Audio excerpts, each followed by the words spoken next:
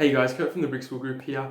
Look, one of the main things that we do is help people to buy and finance investment property. I'd say that over 50% of the people that we deal with are in the process of paying off their home, meaning that they don't have tons and tons of spare cash lying around. But generally, these people recognize that time in the game is super important, and as a result, they'll typically want to look at using equity that they've built up in their home to get onto the investment property ladder. For people that haven't really been exposed to this idea before, it can be a little bit confusing. So today, I thought I'd just run you through what equity is and give you a bit of an example about how it could be used to buy an investment property. Okay, so first things first, what is equity?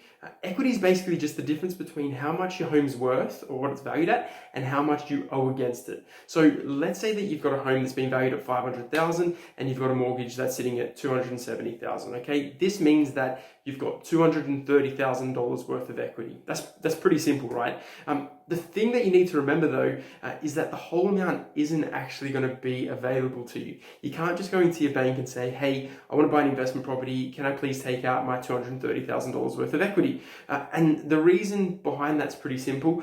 Just like when you bought your home in the first place, you needed to put down a deposit. And the reason that you needed to put down a deposit is because the bank wanted you to have some skin in the game. So that if prices headed lower and you needed to sell the house for some reason, that the amount of money that you put down would hopefully cover any losses and the bank would get back their amount in full.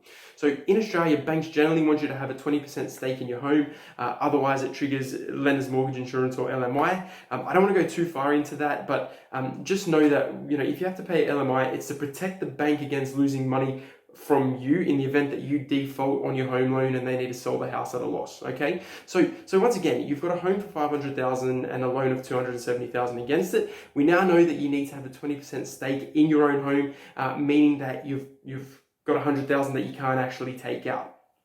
But we already know your total equity is $230,000. Okay, so if we take your total equity and we minus off the amount of equity that you need to keep in the house, $100,000, you've still got $130,000 that you can potentially release from your property and use that as a deposit for your future investment property. So not too shabby, right? But look, if you want some more information about this, or you want to be able to work out what yours is without having to do a whole series of calculations, you can just go to our website, www.thebrickschoolgroup.com.au, and then head to our calculators tab at the top of the site and select Home Equity Calculator. Here you can just enter in your home's value and your mortgage value, and then just click the calculate button, and it will spit out a number so that you can see how much equity you could actually release before you start to consider investment options.